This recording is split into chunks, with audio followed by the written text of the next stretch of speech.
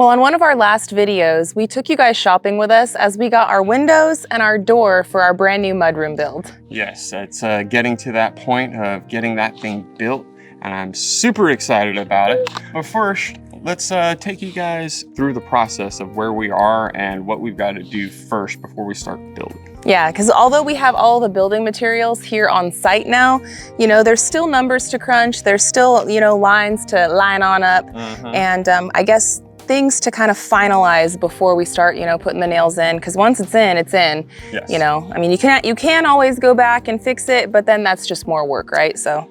Correct. Yeah. So we're gonna try to see what we can do and get this build ready for us to rock and roll. Heck yeah. A lot of building is preparation. Yes.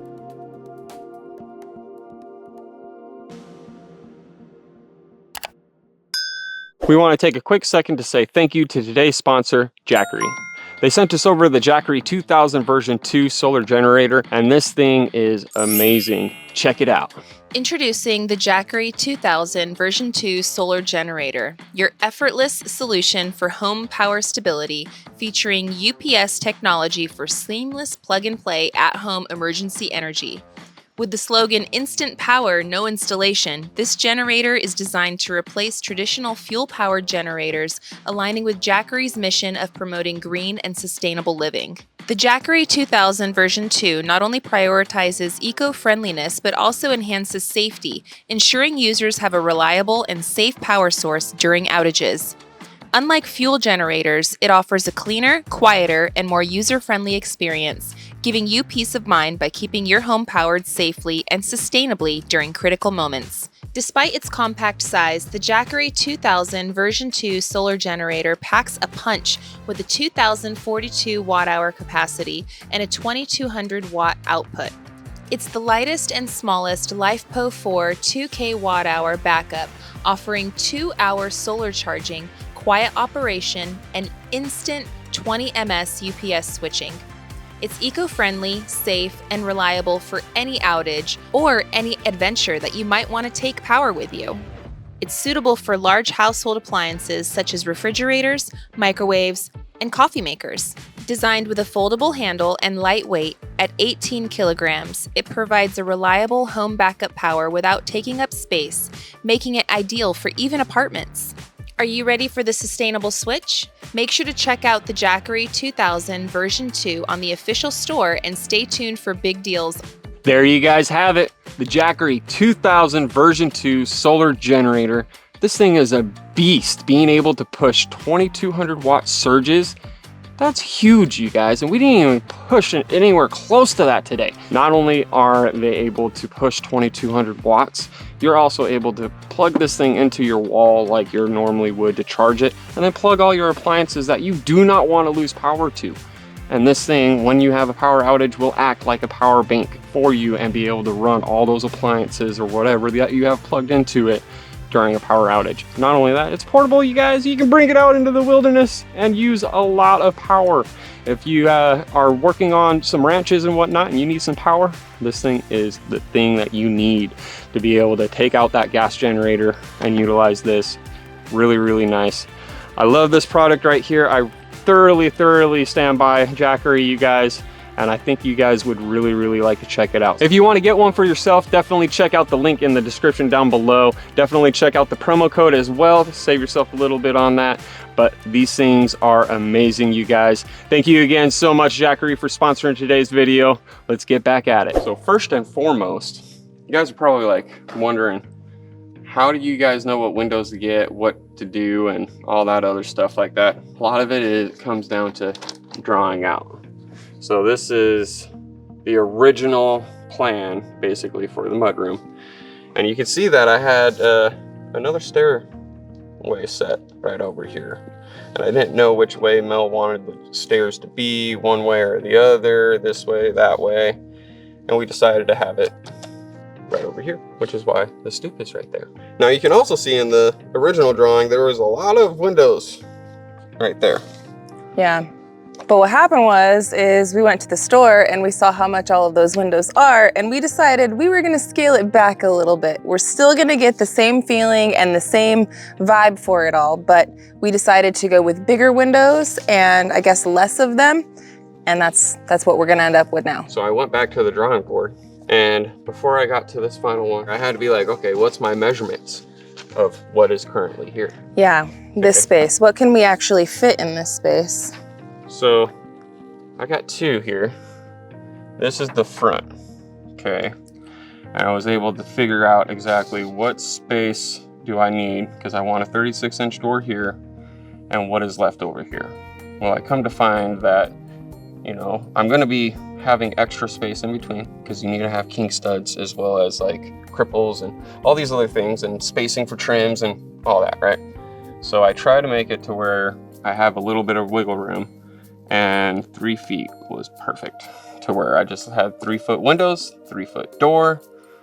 That worked out best. And it also worked out best on the sidewalls, where I can put 2 3-foot windows perfectly and have it sort of spaced. And if you want the windows to be butted one way or the other, you have that space and that room to do so, you know, the same thing on this side.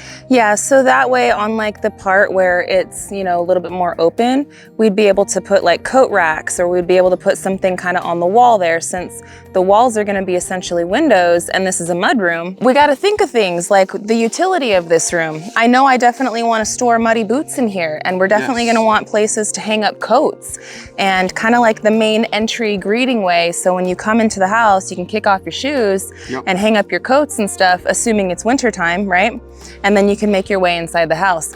That's also going to be really beneficial in spring when it's just mud pits everywhere, when it's raining and everything. And then also, you know, in the summertime when people are wearing sandals, you know, the collection of sandals can end up in here instead of inside our cabin. Because our cabin is a very good square footage size, but there's not room for all that junk. No, and that's partly why I was like, let's utilize out here and build this to where it's also somewhat controlled in the climate control aspect. Yeah, I imagine this front room too, with all the windows, I will probably have some nice plants in here, you know, kind of make it like sort of a greenhouse, but that's not its utility. It's not like a utility. I would like you to do your herb garden in here. Yes, that would be fantastic. Where you can easily come in and out, and those ones where it's like, oh, I can move them out to the back deck area, you know, and try to utilize all aspects around here to where you can easily be like, oh, I want this herb. Yeah. And go grab it. And I could totally see us having like a nice little sitting space in here as well, where we can have a nice cup of coffee and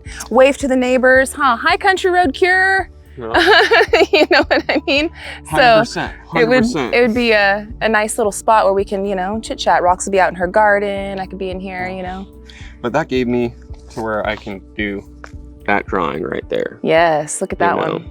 That gives you a little bit more, sorry for the coffee stains, you know, it is what it is. But that is basically where it's gonna somewhat look like. Everything. So the roofing, we've had quite a few questions about like, when are you gonna get the metal on your roof? We've been telling you guys in the comment section and also in videos that we have to build all of the roof structures before we can put the metal on the roof. So this all ties back into the main cabin build. But as you can see from that picture, the roof is gonna come off in a different direction. So like, let me back it up a little bit. So right here, guys, you guys can see the direction of the roof coming down this way.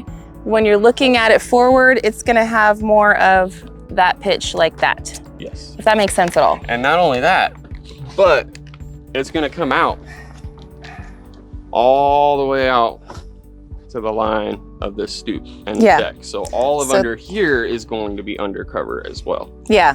Which brings us to the next points, because we will be needing to build these stairs, so I know where that bottom is. Stairs are gonna go right here. As well as I need to put a beam from right there up. So I need to figure out my heights. Right there. We need to build the walls. We need to put a lot of different things in and girders in to where everything ties in together.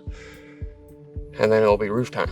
Now, there's a lot of steps before I can start throwing the roof up, but. And one question that was brought up to us, again, we're kind of taking some of your guys' input from the comment section, trying to address things before we get really busy on it. Another thing was, how are we gonna do it when this roof comes like this? What about the wall? You know, how is it all gonna connect in? So Gary, take the floor on this one. The conversation that I was trying to bring up on the back deck of just zapping off this part, that's happening over here, regardless. One, I have to get that girder that I was just talking about that's going to go all the way out to the post. It's going to tie this wall completely into everything, as well as it's going to tie this wall into everything as well. And it's really going to tie and lock in this area the way that I think is going to be the best. So right here where I'm going to be coming up, I'm going to have to zap off wherever, and it looks like I'm going to be zapping this tail end of that truss coming off. And now when I say zapping it off, you can see right here where I can zap it flush to the wall. Now that's not going to do anything structurally with that, especially if I go back through and block as well, and that makes it to where it's rigidity this way, which it's already got a block up there, which I'm going to have to remove to add the other. There's going to be a lot of back and forth on it, but I've got to cut that. But I also should cut a 45 coming this way from this end, because I'm also going to have a 16-inch overhang like this off the building. You see what I'm saying? So I got to find out where that is.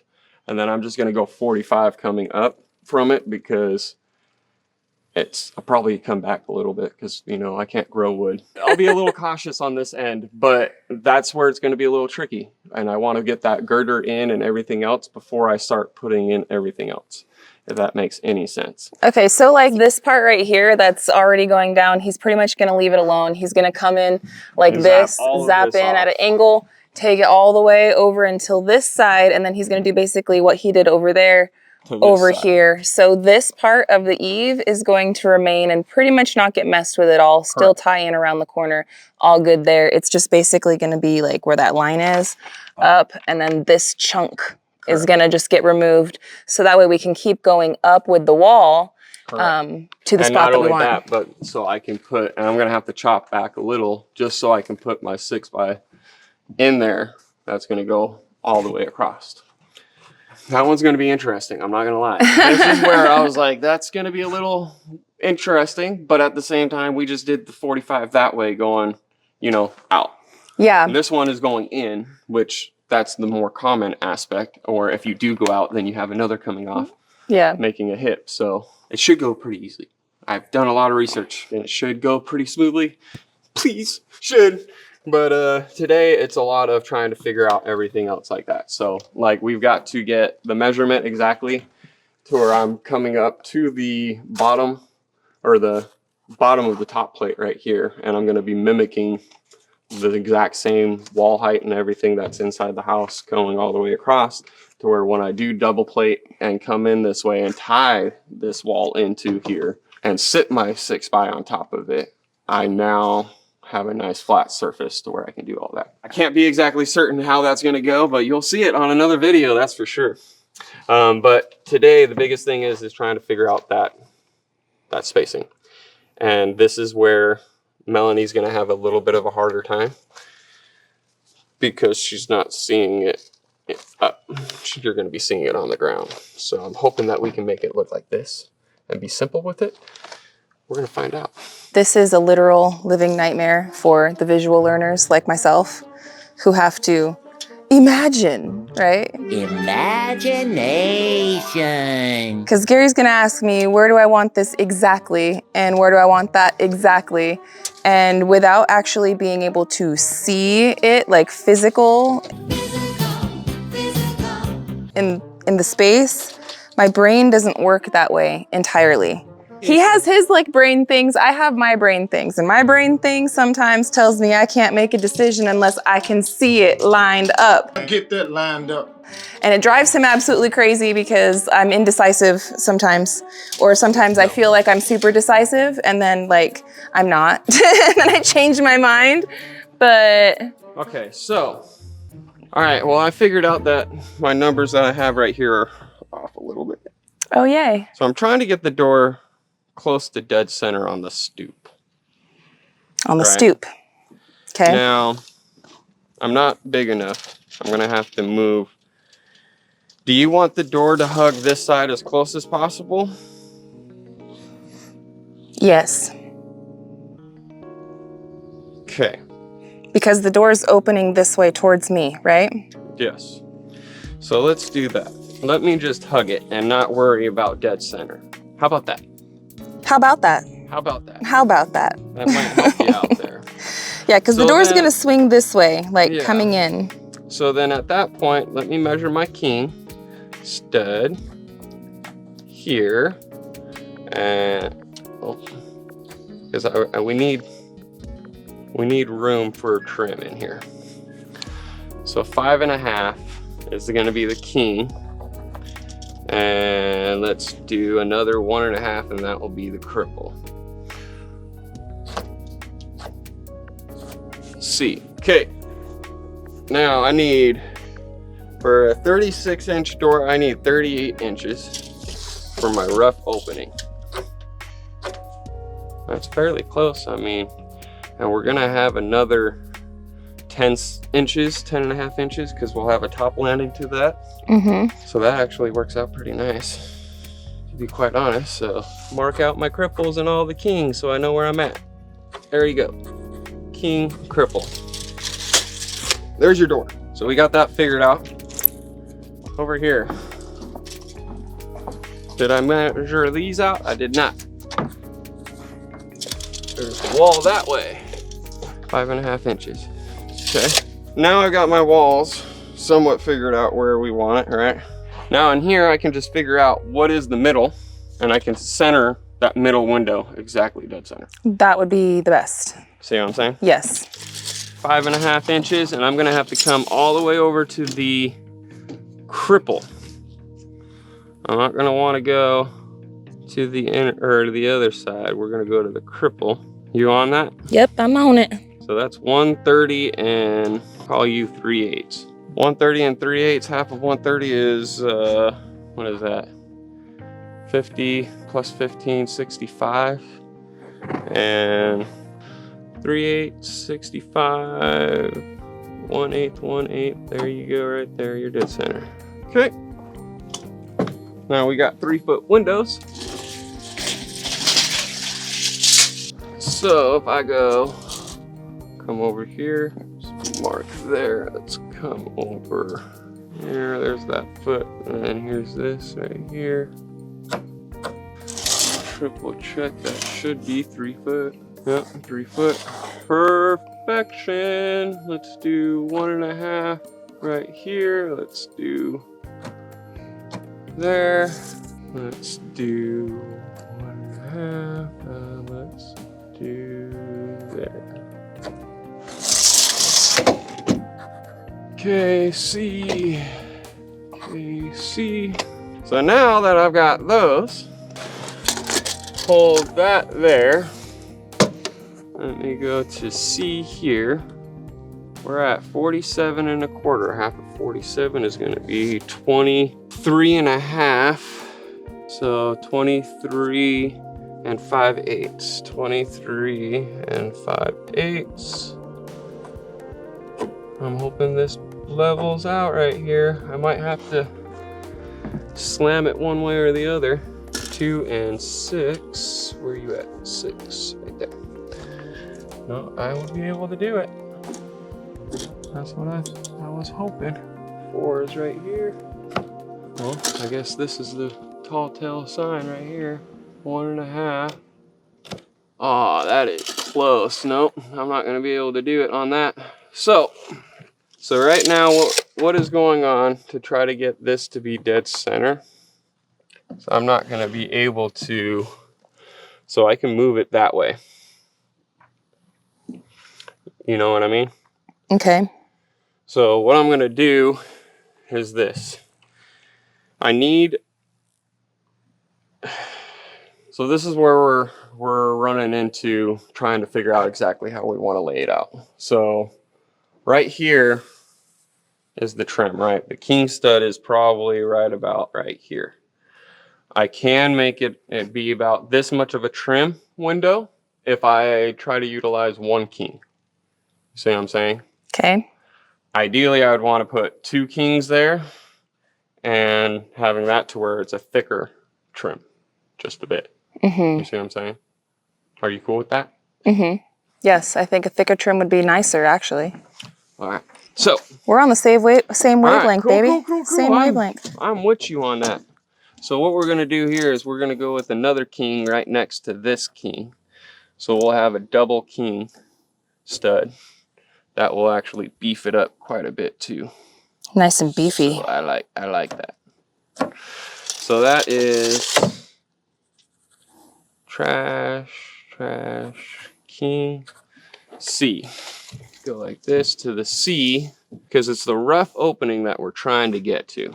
You know what I mean? Yeah. It's not any other of the openings that really matter. And if we have a 3-foot window, it's a 3-foot opening. That's the one thing that's a little nice. With the door, you get a 36-inch door, you have to add 2 inches. Yeah, and then shimmy, shimmy. And then shimmy, shimmy, shimmy. Yeah. Because some doors are a little thicker and some aren't, and you got to also add a little bit for the swelling of the door, if it does swell or anything else. And thick and swole. yeah. This wall is going to be straight up windows, man. That's going to be nice. While I'm marking out this next one, I want you to think how you want your windows to be on the sides. That would help out while I'm marking this. Okay.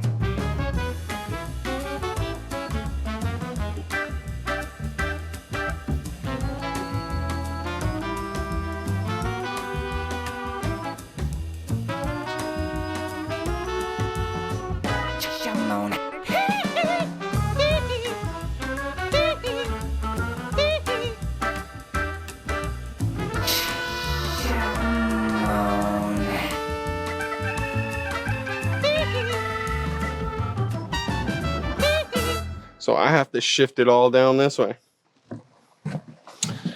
Is the math mathin'? Not really. I mean it is, but I messed up on something. Front wall, we're gonna come out. Okay. How far away am I allowed to do? Let's call that 3/8.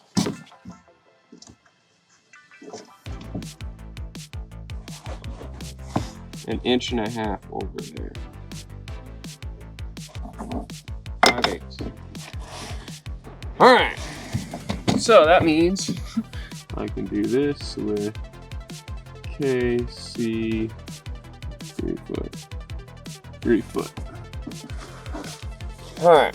Not to scale, but a good idea. At least I know exactly what is my spacing. So, and that is off of 182 inches. Make our bottom plates 182 inches, our top plates 182 inches. Transfer all of this data to it. We can figure out exactly where all the windows and doors openings are and all the king studs and cripples are. And then we can figure out where all the studs are going to be. And by looking at it, there isn't going to be a single stud other than the king studs in any of it. And it's all going to be cripples. Yeah. So that makes our job that much easier when it comes down to installing everything. Yeah. And then we can figure out exactly how high do you want your windows and all that when it comes down to that. But talking to you and everything else, you already said that we're going to just follow the same height as the header of the door, right? Yes. Okay. Yes. So Yes. that makes that much easier. We're gonna do the that KISS step mantra. The keep it simple, sweetie. Sweet. Because that makes everything so much easier and makes it to where I can figure out numbers that much easier if it's all off of the same exact height anyway. Yeah. So that was a huge step right there. And I know it doesn't really seem like it on camera, or you guys might understand it, but trying to figure out that layout is a huge step to building. And I didn't have that figured out yesterday. So that makes us that much closer to building. Yeah. And I want to build it all to where we can just install the windows immediately and zap up some zipboard and get it to where that's done. Yeah. It's going to be you're going to have windows. I know. There were a lot of people that were worried about how much light we're going to be able to get inside the cabin with having the mudroom here, and the fact that, you know, like our cabin doesn't have a whole lot of windows throughout the whole thing. And that was strategic because we want to use the most of the walls and stuff. But anyhow, on the last video, Gary was talking about if he wasn't sure if we were going to move this door or if we were going to move the windows. There were some suggestions to just completely open this whole area up and have it just connecting onto the living room and all that. Very great suggestions, but not what we're going to do. I think that with this many windows, it's going to allow just as much light into the cabin that it's already getting. And already right now, I know it doesn't always show it on camera, but right now it is getting a significant amount of light in there. And this will just magnify it even more and be kind of like an all-season room for us to come in and drop off our stuff, hang out, have some coffee, you know, and then make it into the cabin. So I'm very, very excited, man. This is going to be so, so nice. So now the question is the sidewalls. Okay. And where exactly you would like them. Because this side, this one, you're going to have a little bit more wiggle room. You're going to have more wiggle room on that side. You know, we are going to have this door that will open and swing open this way. Right. If we have it coming this way, this is the side that you're going to get more light, especially in the wintertime. It's what do you want to utilize and how do you want to do it? Well, definitely more sunlight, especially in the winter. Get that vitamin D. Mm-hmm. And then if you want it centered, you can have it centered. If you want to hang something, though, you know what I mean? Like, if you want a corner, that you could make it be a corner over on this side. And same thing over on that side. I think that's what I'm going to want to do. To where it's more this way? Yeah. That is fine. Do you want me to space it out like how I spaced this one? Or would you like it to be more further away, or closer together, I think. You want them closer together this way? So that way when you're sitting here and you're looking out, it's like more windows without obstruction, as like little obstruction as possible. And then when you get closer to the cabin right here, it can have like the little wall of obstruction or whatever. Okay. Like that would be okay with me. Yeah, you're gonna end up with about a foot over there if we do that. So let's do that over here. KC, let's go. Okay. Okay, and we're gonna go 3 inches back. There you are. Yay! Your space, is that fine, or do you want it centered? No, I like that. No, I like that. Okay. I like that. Decision made. And I didn't need the visual aid this time. No? No. Are you understanding what I'm saying 100% with it? The squirrel is on the hamster wheel and it's running. It's running for dear life. But it's moving. Okay. It's moving. Sweet. That makes me happy. That right there, you guys, like I said, I mean, just figuring out exactly, okay, and I got the windows. I'm building the walls and everything else, but the grace at which the squirrel is running. Yeah, the grace at which the squirrel is running. I mean, hey, it gets me. All right, I'm just saying. You seen how long it took me? I'm like, all right, this ain't working. This ain't working. This ain't working. Yeah, there's a lot of cuts in this video for a reason. It is what it is. But now it's the next side over there. And if you're happy with this being like that over there. Yeah, matchy matchy. Matchy matchy. Yeah. The only thing that I'm gonna say is that we're gonna have to put some sort of stopper on the door, so that way that door handle doesn't break that window. Crashing through the window? Yes. Yeah, we'll that's gonna be a must with our kids. We'll definitely put a stopper in, that's for sure. It'll be mounted to the floor. Yes. Like. And not one of those like springy wobbly ones in the 90s that when you were grounded and stuck in the corner, you'd fling and go boing. You know what I'm talking about. I got stuck in the corner too. What you're talking about. You'd sit there. That was one of my favorite toys, man. Yeah, sit there and go boing. Yeah. Parents, stop messing with that dang thing. Yeah. Yep. Yep.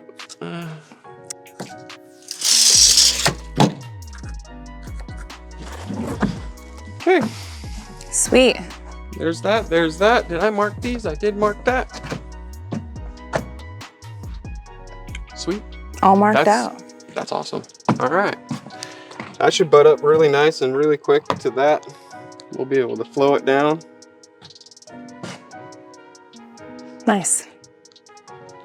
So there's one more measurement I want to get, and that is, I need to know my stud height and to figure out, my lengths of what I need to do. And I want it to get exactly the same heights of everything. So let's get the measurement from the bottom all the way on up to the top cord right there, and I'll be able to figure out what my stud length is just by that.